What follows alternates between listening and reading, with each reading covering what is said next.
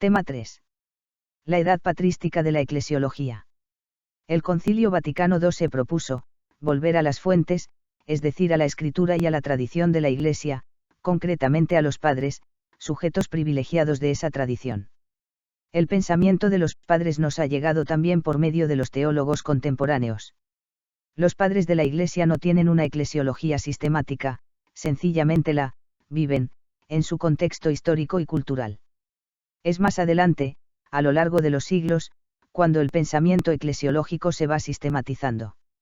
Para su vivencia de la Iglesia, los padres beben de la teología del Nuevo Testamento y la aplican a las cuestiones de su época con gran pedagogía, muchas veces de modo fuertemente simbólico y espiritual. En los textos de los padres de los 3 primeros siglos, la Iglesia aparece como comunión de vida divina y a la vez como asamblea visible en torno a la Eucaristía y al obispo. Según la gran patrística o edad de oro de la patrística griega, siglos IV y V, por la encarnación, Cristo ha asumido a todos los hombres y a todo el hombre. San Agustín subraya los aspectos interiores y espirituales de la Iglesia, pero sin descuidar sus aspectos visibles. 1. Los padres de los 3 primeros siglos. Nos centramos en los autores principales para la eclesiología, en primer lugar, 3 grandes padres, San Clemente, San Ignacio y San Ireneo. En segundo lugar, nos referimos en conjunto a otras 3 figuras, Tertuliano, Orígenes y San Cipriano. 1.1. San Clemente Romano, 107 Carta a los Corintios.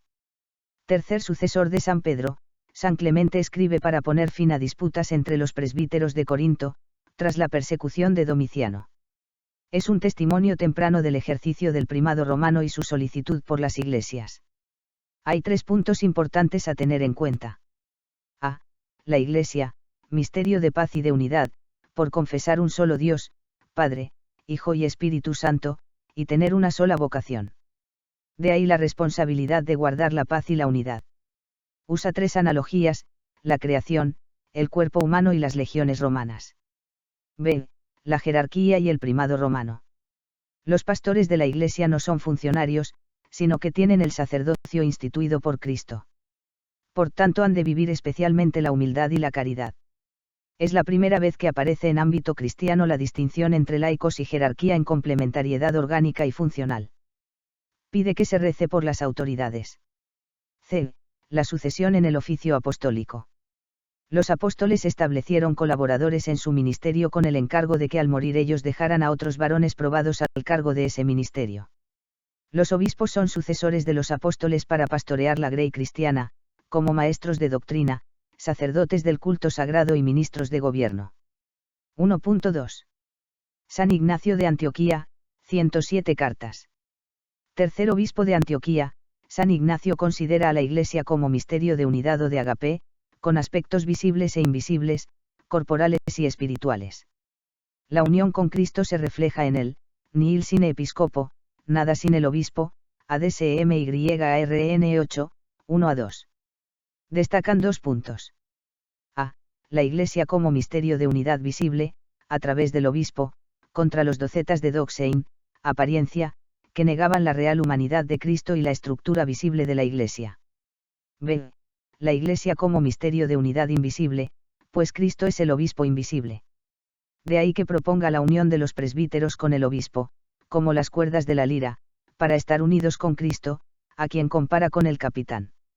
Es el primero que usa la palabra, católica, universal, y dice que la Iglesia de Roma, preside en la caridad, ad Rom, prólogo. Vincula la comunión a la misión de proclamar el Evangelio. 1.3. San Ireneo de León, 202, Adversus a Hereses. San Ireneo es considerado el fundador de la teología cristiana de Occidente. Afrontó la persecución de Marco Aurelio y luchó contra los gnósticos. En su obra pueden encontrarse 2 conceptos importantes para la eclesiología. A. Recapitulación, la Iglesia es instrumento y plenitud de recapitulación, poner bajo a cabeza, de todos los hombres en Cristo, como segundo Adán, a partir de las cartas paulinas de la cautividad, y por obra del Espíritu Santo.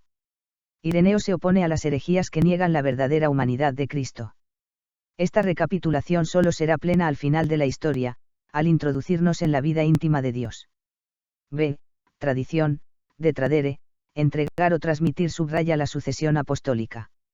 Sigue la línea de San Ignacio de Antioquía, la Iglesia es misterio de encarnación y su garantía, la tradición, vivificada por el Espíritu Santo, es la unión con los obispos, sucesores de los apóstoles. Así se llega a la verdadera gnosis o sabiduría, que procede de la fuente del cuerpo de Cristo. Mientras que San Ignacio subraya la dimensión vertical de la jerarquía, vinculación con Cristo, San Ireneo subraya la dimensión horizontal o histórica, sucesión apostólica, y la regla de fe, el credo, también para los sencillos, contra los gnósticos. San Ireneo atestigua que, por medio de aquellos que fueron instituidos por los apóstoles, obispos y sucesores suyos hasta nosotros, se manifiesta y se conserva la tradición apostólica en todo el mundo. 1.4.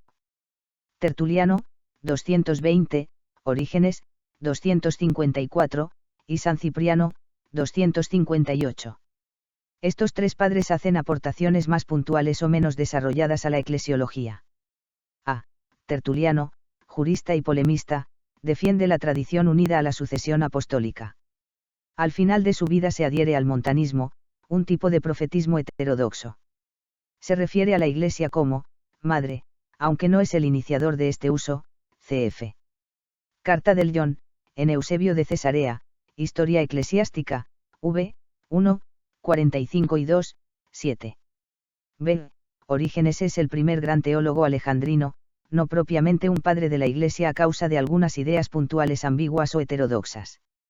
Apunta tres cuestiones: la Iglesia como realidad visible y estructurada por la jerarquía, a la vez es una realidad invisible desde antes de la creación, y la verdadera Iglesia es la del cielo, recoge el sacerdocio común de los cristianos, cf 1p2-5. No habla del primado romano. Tiene algún punto menos claro, exige la santidad para la eficacia del ministerio sagrado. C.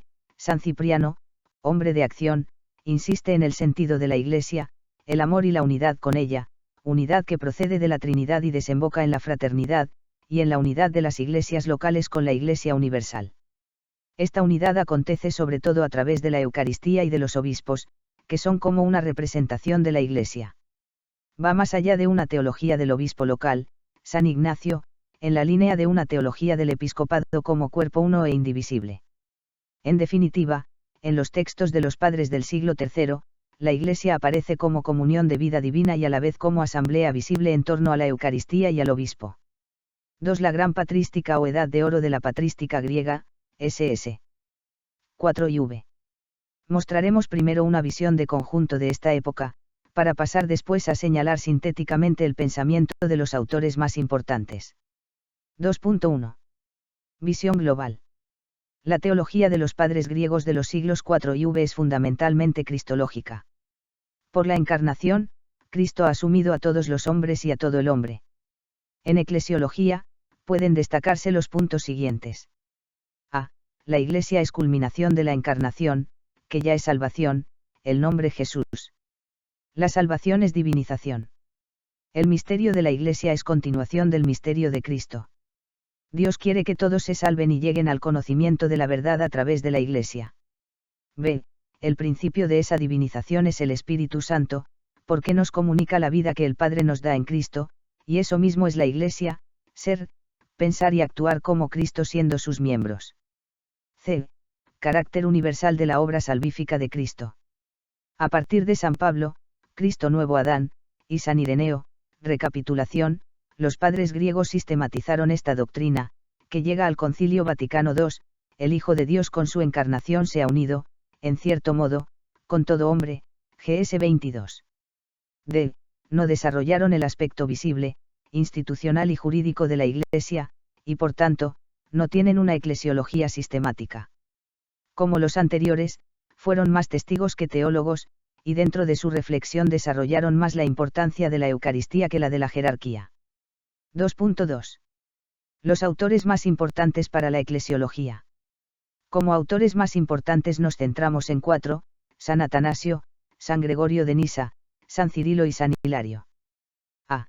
San Atanasio, 373, defendió la divinidad de Cristo en el Concilio de Nicea, 325. Como consecuencia subrayó que en Cristo estaba la vida verdadera y su humanidad incluía ya toda la Iglesia, la vida plena. B. San Gregorio de Nisa, 394, fue un genio especulativo. Según el Génesis, Dios crea la naturaleza humana, el hombre universal, a imagen y semejanza suya. En la encarnación el Verbo asume inmediatamente una naturaleza humana, pero mediatamente toda la naturaleza humana en todas sus etapas. Cristo resucitado es el primer fruto de la naturaleza humana redimida y divinizada. C. San Cirilo de Alejandría, 444, defendió la fe en la controversia con Nestorio. Los nestorianos negaban en Cristo la unidad de persona en dos naturalezas. Al afirmar la divinización en Cristo por el Espíritu, señala implícitamente la dimensión eclesial, subrayando el papel de la Eucaristía y del Espíritu Santo, que reúne en sí los espíritus humanos haciéndolos uno. D. San Hilario, 367, fue un padre occidental que fue desterrado en Oriente, el Atanasio de Occidente. En su pensamiento eclesiológico destacan dos puntos. Toda la humanidad está incluida en Cristo, como una ciudad incluye a los hombres, y como un sacramento, de nosotros en Cristo y de Cristo en nosotros.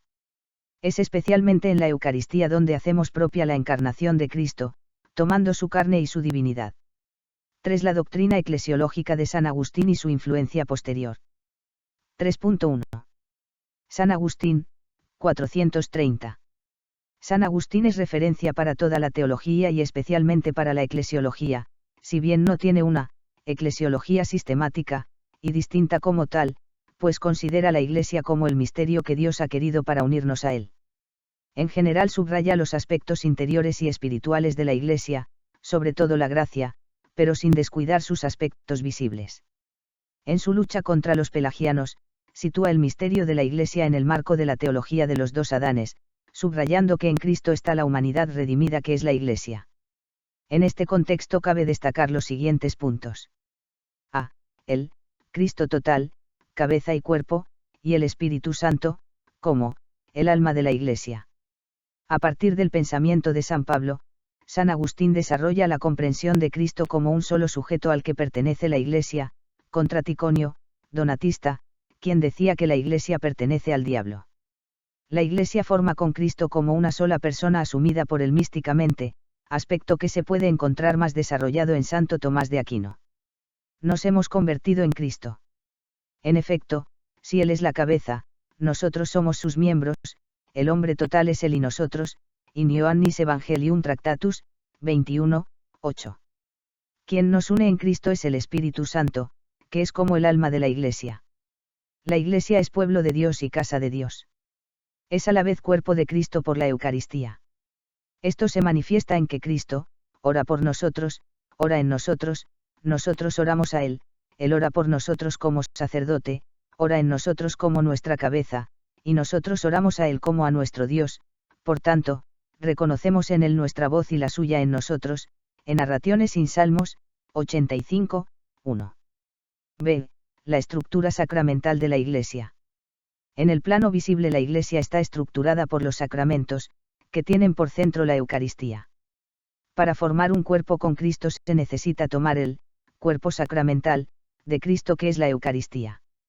Cristo es el gran misterio, o sacramento, del Padre, cf.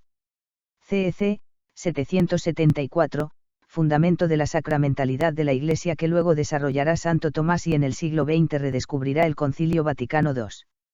Al comulgar la Eucaristía crecemos en la comunión de la Iglesia, en este sentido incoa la teología medieval, y todo gracias al sacramento del orden.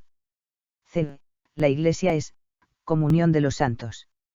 La Iglesia es la ciudad de Dios que camina ahora mezclada con la ciudad de los hombres, pero también simultáneamente está en el cielo, dos etapas, celeste y peregrina. Le da el nombre de comunión de los santos, por ser comunión de las cosas santas.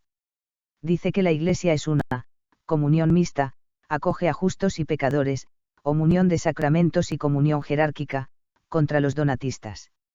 D. La Iglesia es la Unitas católica, es decir, la unidad universal y no una comunidad de salvados aparte, como sostenía la secta de los donatistas.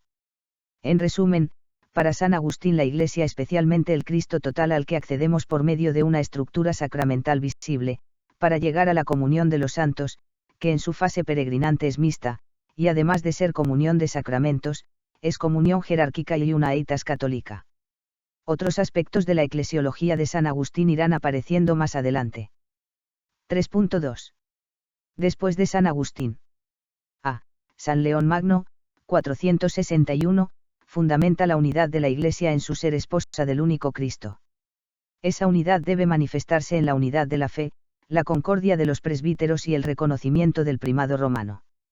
Reconoce la autoridad colegial de los obispos en dependencia del sucesor de Pedro, que es su cabeza. Como San León, los papas del siglo V conciben el primado como la presidencia de una comunión única, universal y colegial, con el oficio de confirmar a los cristianos en la fe. B. El pensamiento eclesiológico de San Gregorio Magno, 604, se inspira en San Agustín. Señala la prerrogativa primacial de la Iglesia de Roma. Compara la Iglesia universal a la viña del Creador, en la que todos trabajan como obreros, desde Abel hasta el final de la historia. La Iglesia es ahora comunión de sacramentos y será comunión de los santos sobre todo en el cielo, aunque la santidad es también una nota característica de su etapa terrena. Relaciona la Iglesia con la Trinidad, con Dios Padre como fuente primera, con la encarnación de Cristo, como fundamento y fuente de su vida, con el Espíritu Santo, principio de la divinización del cristiano. En la Iglesia se realiza el crecimiento de la vida cristiana, en la unidad de la fe y en la diversidad de los ministerios y carismas.